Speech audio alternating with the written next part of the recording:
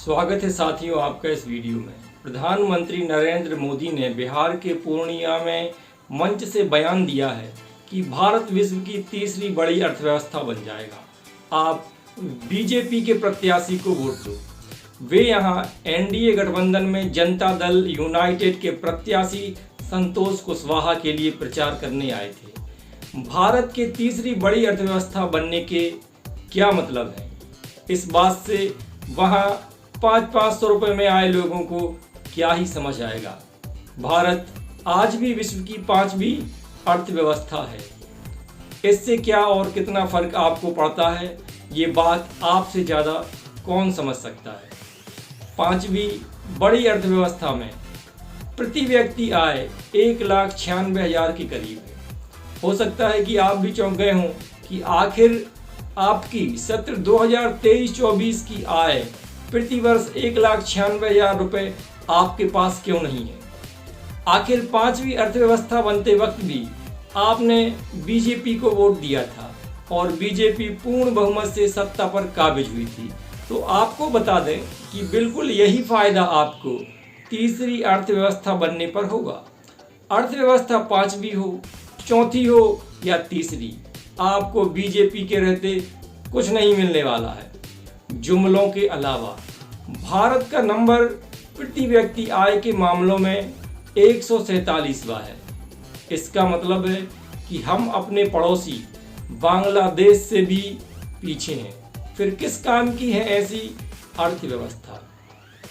भारत आज भी 5वीं अर्थव्यवस्था है, मगर क्या आपको बेहतर अस्पताल, बेहतर इलाज, दवाइयाँ मिल रही हैं? क्या शिक्षा व्यवस्था, मेडिकल एजुकेशन, व्यवसाय कोर्स आम आदमी के बच्चे कम फीस में कर पा रहे हैं? क्या बेरोजगारों को रोजगार मिल रहे हैं, या जो संविदा नौकरी में थे वो परमानेंट हो गए? नहीं, बल्कि परमानेंट संविदा को भी बाहर कर आउटसोर्स की भर्तियां शुरू हो गई। आरा के जंगल, बक्सवाहा में हसदेव के जंगल क्यों काटे जा रहे हैं, जब हम 5वीं बड़ी अर्थव्यवस्था अभी वर्तमान में हैं? तब भी क्यों 2018 के बाद से अब तक 8.5 लाख लोग भारत की नागरिकता छोड़ गए? क्यों हमारे विश्वविद्यालय पढ़ने के लायक भी नहीं है? तो आज जब 5वीं अर्थव्यवस्था होते हुए भी ये आम आदमी का ये हाल है, तो तीसरी बड़ी अर्थव्यवस्था बनकर आम आदमी के लिए क्या बदल जाएगा। आपको यह समझना चाहिए कि तीसरी अर्थव्यवस्था बन जाने से भी किसे फायदा होने वाला है। जहां आज रेलवे, एयरपोर्ट, बंदरगाह खरीदे जा रहे हैं, वे लोग ही और सरकारी संपत्ति खरीद पाएंगे। आपको मिलेगा जुमला 2047 में विश्व गुरु बनने का। एक शायरी याद आती है, सब कुछ है अपने देश में, रोटी नहीं तो क्या। सब कुछ है अपने देश में, रोटी नहीं तो क्या। जुमला लपेट लो अगर लंगोटी नहीं तो क्या। कुछ दिनों पहले अंतर्राष्ट्रीय लेबर ऑर्गेनाइजेशन की रिपोर्ट के मुताबिक बेरोजगारों में 83% पढ़े लिखे युवा बेरोजगार हैं। एक रिपोर्ट के मुताबिक काम चाहने वाले लोगों में काम मिलने का प्रतिशत 46.2% है। मतलब यदि 100 लोग बेरोजगार हैं तो उनमें से 83% वे पढ़े लिखे युवा हैं जिन्होंने अपनी जिंदगी के कम से कम 25 से 30 साल इस उम्मीद में पढ़ाई की कि उनका भविष्य बेहतर होगा। अब इनमें से यदि 100 लोग रोजगार की तलाश में हैं तो केवल 46 लोगों को ही काम मिल रहा है। बाकी 64 खाली हाथ शाम के वक्त घर जा रहे हैं। यदि इनमें से कोई आपका पढ़ा लिखा बेटा या बेटी है तो आपको 5वीं बड़ी अर्थव्यवस्था बनने से क्या फ़ायदा, या तीसरी बन जाने से। अभी कुछ वक्त पहले ही खबर आई थी कि देश के नामी IIT और IIM कॉलेज में भी कैंपस कम आ रही है और उनमें पढ़ने वाले बच्चों को भी नौकरी नहीं मिल रही है। इसी तीसरी अर्थव्यवस्था से बीजेपी के ही चंगू मंगू नेताओं और उनके बेटों को ही फायदा होने वाला है। यदि उनके मालिक सेठों के हाथों से कुछ बचा तो। आज के इस वीडियो को पूरा देखकर समझिए कि कैसे बीजेपी लोगों को बहला रही है। बीजेपी ने अपने संकल्प पत्र में भारत को तीसरी बड़ी अर्थव्यवस्था बनाने का वादा किया है। अर्थव्यवस्था का आकलन केवल जीडीपी से नहीं होता। असल में जीडीपी इंग्लिश में ग्रॉस डोमेस्टिक प्रोड्यूस और हिंदी में सकल घरेलू उत्पाद है। इसका मतलब है कि आपने अपने देश में जो उत्पाद बनाया, जो फसल उगाई, जो सेवाएं दी या इन सब को किसी अन्य देश को बेचकर जो भी पैसा कमाया, उसी पैसे को जीडीपी कहा जाता है। इसे निकालने के कई फार्मूला हैं। वहीं यदि जीडीपी बढ़ने के साथ ही यदि आपके उपयोग की जाने वाली रोजमर्रा और ज़रूरत के सामानों की कीमतें भी बढ़ती हैं तो ऐसी जीडीपी बढ़ना किसी भी तरह आम आदमी के लिए फायदेमंद नहीं है। बीजेपी ने अपने संकल्प पत्र में कहा है, अब वो झूठ है या सही ये आपको तय करना है। तो सुनिए कि आखिर क्या झूठ कहा गया है। कि हमने पिछले 10 सालों में महंगाई पे लगाम लगाई है और रोजमर्रा की चीज़ों के दाम बढ़ने नहीं दिए। ये बात हो सकता है कि आपको पता ही न चली हो कि बीजेपी ने महंगाई को काबू कर रखा है। तब पेट्रोल डीजल 100 के पार, सरसों तेल 180 के पार, आटा दाल अपने उच्चतम मूल्य पर बिके।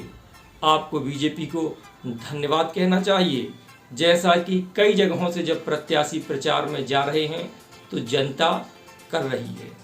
अब बात करते हैं कि आखिर इतना बड़ा झूठ कैसे बोला जा सकता है। समझिए, ये नॉमिनल जीडीपी 10.9 है जो बढ़ रही है। अब हमें इससे क्या फ़ायदा हो रहा है, इसको निकालने के लिए इस नॉमिनल जीडीपी में महंगाई को एडजस्ट कर दिया जाता है तो फिर खेल हो जाता है और रियल जीडीपी आती है 5.6। इसका मतलब समझिए कि इसी महंगाई ने आपकी जीडीपी को निगल लिया और फिर आम काट के खाने वाले वैज्ञानिक के दोस्तों ने आपको चूस लिया। तो इस बात से आप समझिए कि प्रति व्यक्ति आय को निकालने के लिए हमें जीडीपी में कुल जनसंख्या का भाग देना है। इस तरह वर्तमान में प्रति व्यक्ति आय 1,96,000 है। इस आय को यदि बढ़ाया जाए और ये यदि सच में आम जनता के हिस्से में आने लगे तो ही उद्धार हो सकता है, वरना जुमले तो किस्मत में हैं ही। तो बीजेपी ने जीडीपी को बढ़ाने की बात तो अपने संकल्प पत्र में कर दी, पर प्रति व्यक्ति आय को भूल गई, या यूं कहें कि चोर की दाढ़ी में तिनका। मगर कांग्रेस ने प्रति व्यक्ति आय पर अपने न्याय पत्र में कहा है कि विकास दर में गिरावट का लोगों पर, खासकर गरीब और मध्यम वर्ग के लोगों पर गंभीर प्रभाव पड़ा है। इसका असर प्रति व्यक्ति आय, वस्तुओं, सेवाओं की खपत और जीवन स्तर पर पड़ा है। घरेलू शुद्ध संपत्ति में गिरावट आई है, घरेलू देनदारियां बढ़ी हैं और परिवार अधिक कर्ज में डूबे हैं। भारतीय रिजर्व बैंक के भूतपूर्व गवर्नर सुब्बा राव जी, हाँ वही सुब्बा राव जिनके हस्ताक्षर से नोट जारी हुआ करते थे, उन्होंने कहा है कि भारत तीसरी बड़ी अर्थव्यवस्था बन जाएगा। ये कोई बड़े गर्व करने की बात नहीं है। 150 करोड़ लोग जिस देश में रहते हैं उसकी जीडीपी तो वैसे भी ज़्यादा होनी ही है, मगर इसका असर आम आदमी पर होगा, यह एक महत्वपूर्ण सवाल है। आपका सारा गर्व छूमंतर हो जाएगा जब आप जानेंगे कि ब्रिक्स संगठन, जिसमें ब्राज़ील, रूस, इंडिया, चीन, दक्षिण अफ्रीका और G20 संगठन में शामिल देशों में भी भारत सबसे गरीब देश है। G20 की मेहमान नवाजी में दिल्ली में सभी मेहमानों को चांदी के बर्तनों में खाना खिलाया गया। यह जानकारी तो आपको होगी, मगर असलियत ये है कि 80 करोड़ लोगों को मोदी सरकार खुद अनाज बांट रही है। केवल 7% लोग ही आयकर जमा कर रहे हैं। तो इस न्यूज़ चैनल और अखबारों से दूर रहिए जो बीजेपी के स्टार प्रचारक बने बैठे हैं। आपको शायद पता ना हो कि न्यूज़पेपर में पूरे प्रदेश में फुल पेज एडवर्टाइजमेंट के कम से कम 2 लाख रुपए लगते हैं और टीवी में 10 सेकंड के 700 रुपये। ये अनुमानित राशि है। अब आप खुद इनके एडवर्टाइजमेंट देखकर अंदाज़ा लगाइए कि जिन लोगों का व्यापार ही इनके पैसों से चल रहा हो वो कैसे और क्यों आपको सही खबर दिखाएंगे। में भारत ऐसी इकलौती ओनली बड़ी अर्थव्यवस्था बनकर उभरा है जिसने पिछले क्वार्टर में 8.4% की दर से विकास किया है। इसी तेजी से हमारा देश दुनिया की तीसरी सबसे बड़ी अर्थव्यवस्था बनेगा